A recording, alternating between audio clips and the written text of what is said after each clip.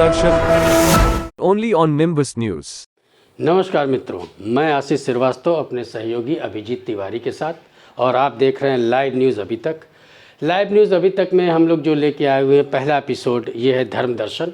धर्म दर्शन के विषय में मैं थोड़ा सा आप लोग को बता दूं। धर्म दर्शन के माध्यम से हम जो है अपनी प्राचीन सभ्यता जो है उसको हम दिखाएंगे, और जो भी बनारस के आसपास जो भी हम लोग की मंदिरें हैं जो कि ऐतिहासिक और मान्यताओं के आधार पे दी है, उसको हम लोग आपके सामने प्रस्तुत करेंगे और बताना चाहेंगे कि इसकी क्या क्या उपयोगिता है और क्या क्या मान्यताएं हैं, और इसको किसने स्थापित किया, कब स्थापित हुआ, किस तरीके से इसकी पूजा अर्चना की जाती है, ये सब हम लोग धर्म दर्शन के माध्यम से बताएंगे।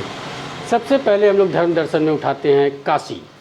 काशी जो कि विश्व की सबसे प्राचीन नगरी है, और इसके विषय में एक चीज़ मैं और बता देना चाहता हूँ कि अभी कुछ दिन पहले तक यूनेस्को जो है, जो कि विश्व धरोहर को जो है संयोज के रखता है विश्व की, यूनेस्को ने सिद्ध किया था कि एथेंस जो है वो सबसे प्राचीन नगरी है, जो कि कार्बन डेटिंग C12 के माध्यम से उसको सिद्ध किया जाता है कि ये कितनी पुरानी है।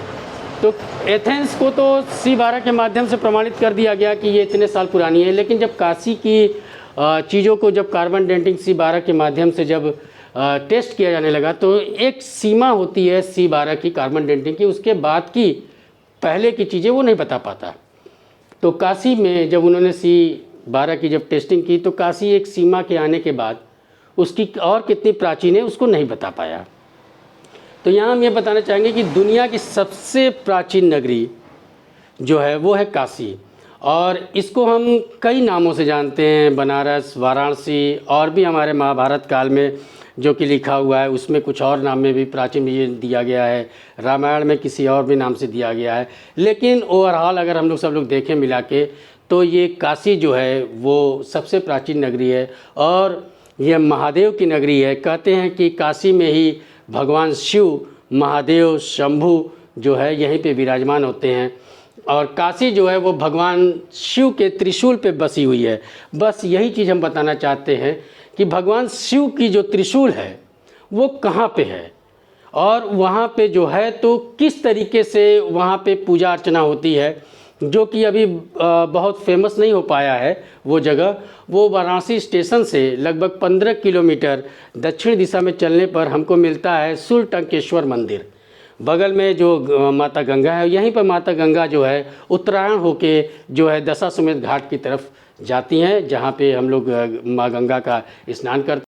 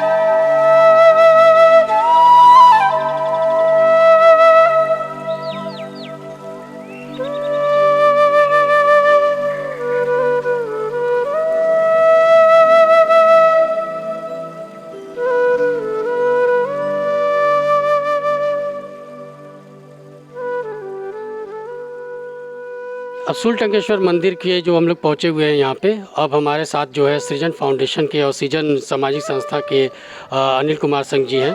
ये अनिल कुमार सिंह जी इस घाट को जो है, जो शूलटंकेश्वर घाट कहा जाता है, इसको इन्होंने गोद लिया हुआ है और 11 साल हो चुके हैं। इनसे हम जानेंगे, क्योंकि इन्होंने विकास के यहाँ पे बहुत कार्य किए हुए हैं और जो कुछ आपको दिख रहा है यहाँ पे विकास और जो भी रमणीय स्थल दिख रहा है, घाट दिख रहा है, उसमें इनका बहुत बड़ा एक तरीके से हम कह सकते हैं भगीरथ प्रयास रहा है, जो कि सफल होने जा रहा है और हो भी रहा है।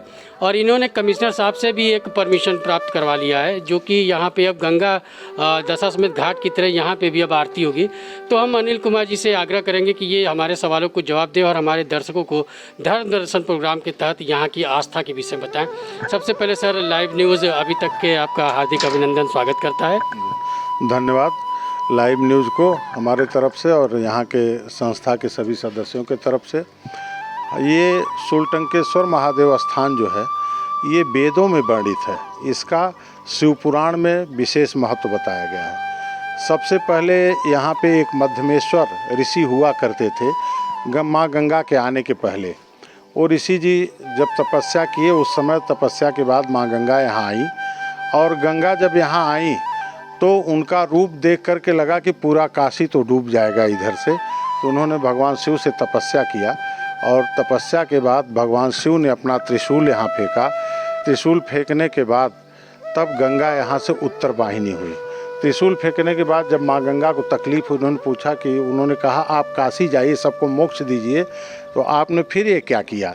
तो भगवान शिव ने बताया कि मैं यहाँ इसलिए ऐसा किया कि गंगा जिस तरह से आप उत्तर वाहिनी अगर नहीं होगी यहाँ से, तो सारा काशी तहस नहस हो जाएगा। इसलिए यहाँ से माँ गंगा उत्तर वाहिनी हुई और त्रिशूल भगवान ने वापस लिया।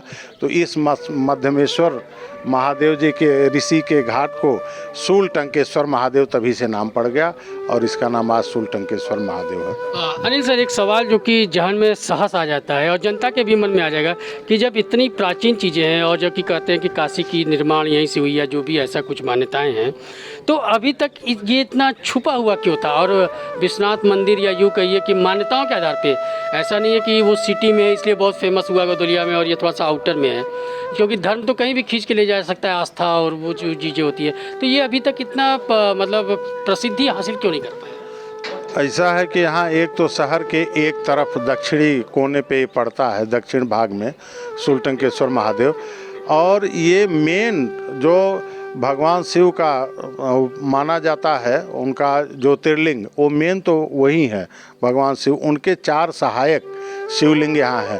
सबसे पुराने सहायक शिवलिंग ये शूलटंकेश्वर महादेव का है। और इधर कुछ दिन पहले हमारे बीच में हमारे छोटे भाई रवि सिंह जी हैं, दैनिक जागरण के पत्रकार, ये लोग आए और काफ़ी यहाँ पे प्रयास किया गया। तो यहाँ के कमिश्नर उस समय हुआ करते थे, यहाँ के डीएम योगेश्वर राम मिश्र जी हुआ करते थे।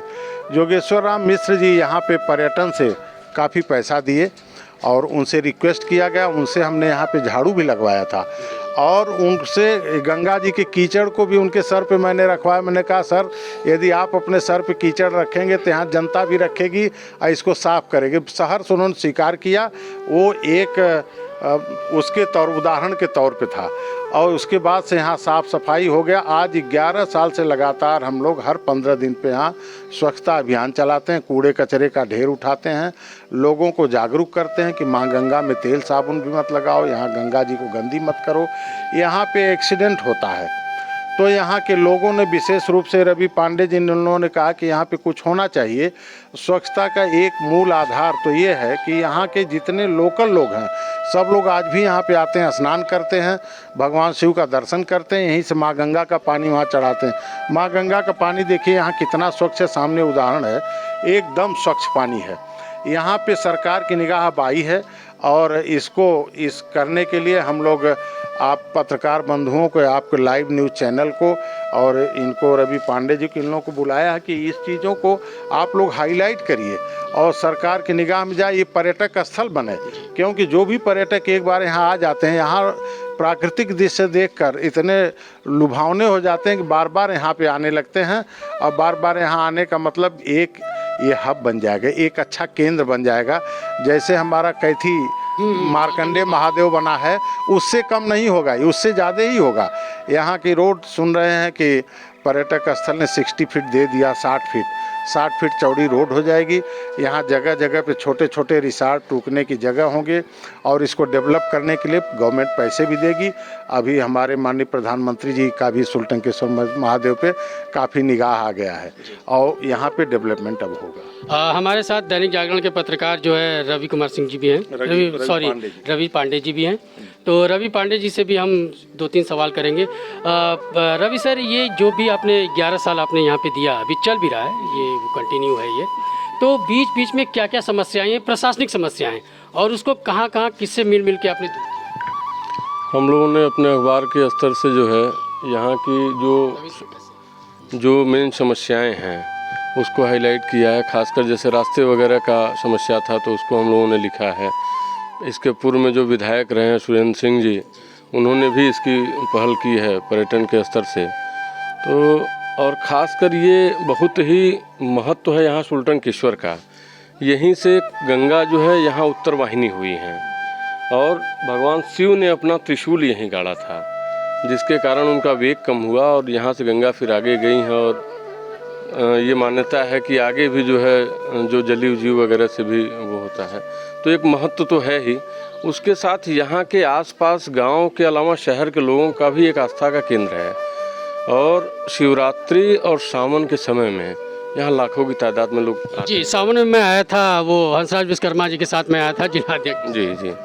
तो उस दृष्टिकोण से भी काफ़ी यहाँ पे भीड़ भाड़ और उसका भी वो है। धीरे धीरे अब तो घाट बन गए हैं, पहले कच्चे घाट थे तो समस्याएं थी, लेकिन अब घाट बन गए हैं। खासकर अनिल सिंह जी का सृजन की तरफ से बहुत ही योगदान है, क्योंकि आप संस्थाओं के साथ, सामाजिक संस्थाएं हों चाहे प्रशासन के उससे हो, बातचीत करके यहाँ स्वच्छता और पर्यावरण के लिए भी लगातार काम करते रहे हैं। वृक्षारोपण और उन सब में भी बड़ा अच्छा योगदान रहा है। अनिल सर, ये सवाल मन में आ रहा है, पूछना स्वाभाविक भी है कि जो भी आपने किया उसकी जो फंडिंग व्यवस्था थी, फंडिंग मेन होती है, तो क्या ये आपके जो रिसोर्स, निजी रिसोर्स थे उससे हुए, या गवर्नमेंट ने आपको फंडिंग दिया है, या फिर आपने सोसाइटी से FCRA प्रोजेक्ट की तरफ? हाँ, देखिए, बहुत अच्छा सवाल आपने किया। यहाँ पे जो सीढ़ियाँ बने, जो घाट बने हैं, सब पर्यटन विभाग ने बनाया है। हम लोगों का इतना सहयोग रहा, इतना ही योगदान रहा कि निःशुल्क अपने तरफ से हम लोग इसको स्वच्छता कराते हैं। यहाँ पेड़ पौधे लगवाए हैं, स्वच्छता करा के कूड़े कचरे को हम ले जाके कूड़ेदान में करते हैं, हम गड्ढे खोल के मिट्टी से तोपते हैं। तो बस इतना ही, बकिया काम तो गवर्नमेंट कर रही है और करेगी भी। और इसको हाईलाइट करने का काम आप जैसे पत्रकार बंधु हमारे रवि पांडे जी यहाँ हैं। अब यहाँ पे हमने एक परमिशन भी लिया है कि जल्दी से जल्दी हम लोग यहाँ पे गंगा आरती शुरू करा दें, ताकि लोग आवें, आस्था का केंद्र बने और प्रणाम करें और गंगा जी में स्वच्छता बराबर रखें। जबकि आरती होने लगी तो आप आराम से सब लोग आएंगे और अपने आप यहाँ स्वच्छता करने के उनके अंदर एक उद्वेग, एक भावना जागृत होगी। एक अच्छाई और यहाँ के, मैं अभी रवि पांडे जी ने बताया तो मैं मुझे ध्यान आ गया, जलीय जीव यहाँ पे डॉल्फिन अब दिखने लगी हैं। पहले तो डॉल्फिन नहीं थी जब गंदा पानी था, अभी इतना स्वच्छ पानी हो गया है कि यहाँ डॉल्फिन दिखने लगी हैं। और ये नाविक बंधु लोग बताते हैं कि भैया भोर में जब हम लोग आते हैं या शाम को दिन डूबते ही यहाँ डॉल्फिन दिखना शुरू हो जाती हैं। सबसे ज़्यादा डॉल्फिन तो वहाँ दिख रही हैं कैथी में, ढाका और कैथी में, लेकिन यहाँ भी दिखना शुरू हो गई। और स्वच्छता तो वहाँ से ज़्यादा यहाँ है। अभी मैंने प्रशासन से रिक्वेस्ट किया, कैथी मार्कंडे महादेव पे एक दिन मैं देखा बहुत गंदगी वहाँ सामने पड़ी हुई है, तो मैंने कहा कि कम से कम 2 स्वच्छता कर्मी लगा जाएँ, गाड़ी आए, कूड़ा यहाँ से उठाया जाए। तो उन लोगों ने स्वीकार किया है कि वहाँ हम 2 CDO साहब ने कहा 2 स्वच्छता कर्मी वहाँ के लिए नियुक्त करते हैं, जो होगा। इसी तरह से हमारे यहाँ के लिए भी हम प्रयासरत हैं कि कम से कम 4 स्वच्छता कर्मी मिल जाएं।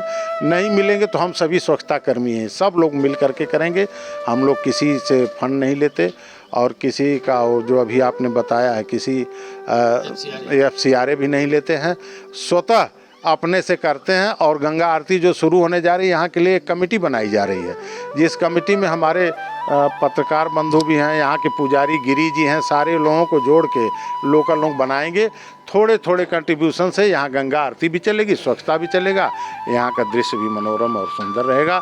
मैं भारत सरकार से, उत्तर प्रदेश सरकार से, माननीय मुख्यमंत्री जी से, माननीय प्रधानमंत्री जी से यह अनुरोध करूँगा, यह प्रार्थना करूँगा कि कम से कम शूलटंकेश्वर महादेव जो काशी का दक्षिणी भाग है, दक्षिणी छोर है और सबसे महत्वपूर्ण पर्यटक दृष्टि से है, इसको पर्यटन विभाग में ले आया जाए और पर्यटन विभाग आकर के यहाँ कुछ काम करे। यही सहयोग आप लोगों से सदैव मैं चाहता हूँ। आपने सृजन फाउंडेशन के जो है प्रेसिडेंट से देखे और इनके विषय में जाने अनिल सिंह सर से कि किस तरीके से विकास किया गया है और किस तरीके से भी विकास करना बाकी है। जो सबसे बड़ी उपलब्धि है फाउंडेशन की और हमारे रवि सर की कि यहाँ पे गंगा आरती होने जा रही है, ये जो बहुत ही काशी वासियों के लिए बहुत ही शुभ संकेत है धर्म को लेके और आस्था को लेके। इसी के साथ हम जो है मंदिर प्रांगण में चलते हैं और वहाँ कुछ चीज़ें बताएं। इन लोग को जो है लाइव न्यूज़ अभी तक से धन्यवाद सर, धन्यवाद।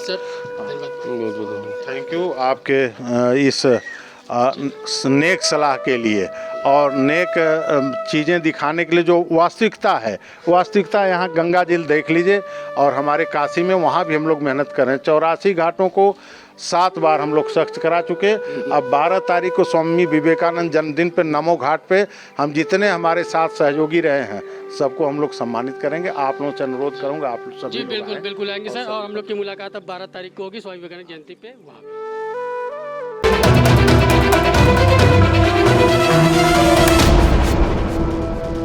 Dharm Darshan only on Nimbus News.